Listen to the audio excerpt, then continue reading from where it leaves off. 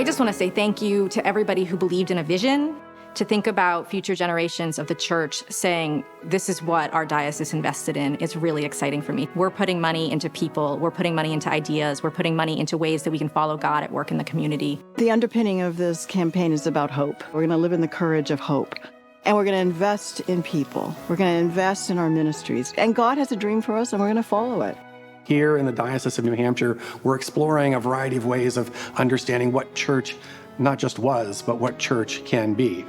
Deep Roots New Life provides that foundation, not just for the church of today, but for the Diocese of New Hampshire in terms of what it will be 10, 15, 50, 100 years from now.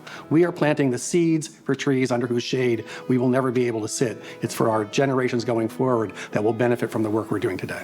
It's been fascinating to welcome new priests who have inquired about what it would be like to live and have their ministry here in New Hampshire. The whole campaign, it was really about finding those hearts that were going to lead us into the next chapter of our life together as a church in New Hampshire.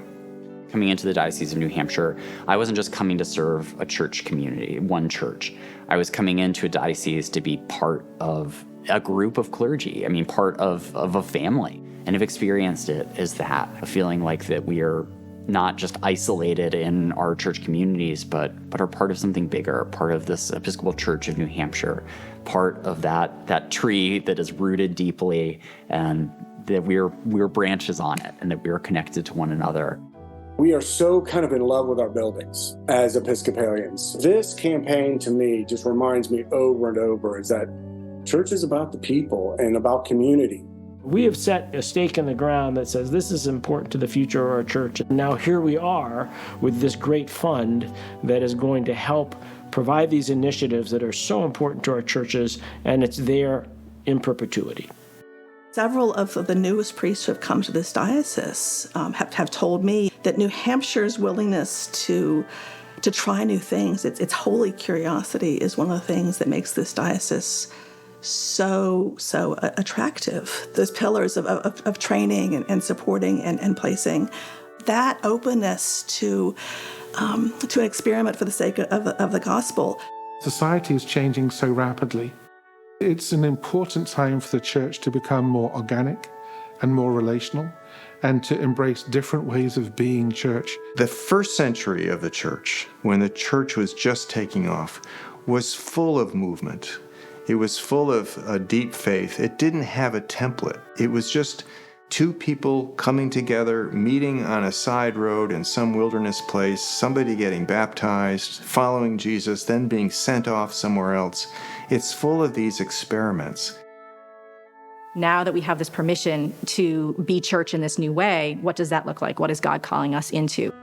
My work here in Portsmouth is so deeply informed by my work in a gospel-oriented community, because Epiphany Church in Newport transitioned to a gospel-oriented community while I was there. It allowed us to minister in the community, to serve our mission in the community without having to have two wardens and a treasurer and a bookkeeper and all of the things that we normally would need to have and are really important to have in a larger congregation. But when you have a small community, it doesn't always make sense to be able to have that model.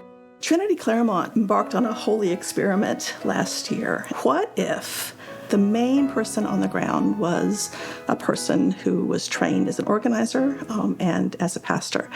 That experiment succeeded beyond our wildest dreams. Deep connections were woven across different churches and different nonprofits. And then, in a total leap of faith, Trinity opened its doors for the first emergency warming shelter that Sullivan County had ever had. And through the winter months, hosted people sleeping overnight under the shelter of Trinity's roof. That was a program that wouldn't have happened without that lay organizer and lay pastor being involved. The importance of lay leadership has really risen to the surface, and we've been investing as much in our lay leaders as we have been in our clergy leaders. We do that by our School for Ministry, which trains people for ordained ministry, but also trains lay leaders to preach and lead worship. I think the School for Ministry has been just great in my life and in the lives of the people that I've seen going through it with me. The thing that I appreciated most and really what I got most out of was simply meeting people from all over the diocese in all various levels, from postulants, young people, all the way through people like me, retired. And the diocese is really the heart of the church. The School for Ministry really suits people like me, second chapter of life ministers, mature call, as they're sometimes known. It allows me to do my studies and stay in my home and my family, and my co-vocational work that provides an important part of my living, and that it allows me to work here in a smaller church that can't afford a full-time priest. I was part of the first class for the School for Ministry. I felt so called to be working in Newport, New Hampshire at Church of the Epiphany. I had lived nearby. My family was going to that church. I was part of that community. I was fully embedded in it. I really felt like God was calling me into that particular place at that time. The School for Ministry, what it did was allow me to be able to stay as a minister in that community, in the work that I was doing. It held my family together in that community. So I've been here at St. George's for 3 years now. It was a really fraught time for the folks who were part of those decisions. They were looking at a future where they weren't certain how much longer they would be able to operate. And the diocese stepped in and said, we can help you. And it was through this ministerial development grant that St. George's and I were able to both take a go at this. I had this amazing experience visiting St. George's in Durham. The place was booming. There were children, there were young people, there were young acolytes. I felt like, pinch me, is this really happening? Is this thing that we thought was actually possible actually happening? Coaching is about working with clergy to sort through a particular problem or curiosity. At the time when I used the coaching fund, I was actively discerning, how to use my gifts and what might be the next call, and how to use what I knew I could do and I was called to do. And it was so deeply helpful to have a coach who could help me focus in on that specific question. To receive coaching and support during a time that I was in formation and leading a community felt really important, because the work can be so isolating. It can be challenging to your own faith and your own discernment process. It would be impossible for me to have done that work without spiritual direction, without coaching. When a congregation receives a curate, they get a lot themselves. They get someone who is in a new job. They're freshly trained. They're excited about this new stage in their life. It's not just that we give to the curate gives to us, has new vision. I was very fortunate to be a curate for 4 years when I got out of seminary. Having the curates fund where churches can be a place where new leaders are kind of cutting their teeth, that is an incredible opportunity. I'm completely convinced that spiritual hunger is every bit as deep all around us.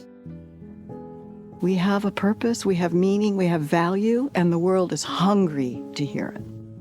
It felt like in those living rooms over a cup of coffee, a small conversation was standing up against the chaos, the pain, the distress of a world that is so hungry for these connections. Those of you who are giving to this, thank you so much. Every little bit helps. It's not as much about the dollars as it is about participation. And so thank you so much for kind of being all in. And I'm grateful for that. We have commitments for around $2.5 million, which is $500,000 higher than our initial goal. This $2.5 million will increase our endowment in around 40%. Sometimes you have to make big asks. And so we were at the wonderful parishioners, and I made a big ask. And I could see they both kind of gulped, like we weren't expecting this. And then we continued more. We spent almost 2 hours. It was just so much fun. And they doubled the ask. They doubled it.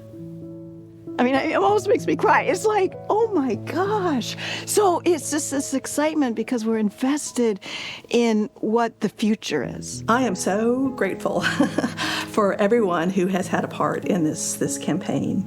that investment in someone's formation as a priest in their first call touched me directly. I'm thrilled for the Deep Roots New Life campaign. It is breathing fresh life into every corner of the Diocese of New Hampshire.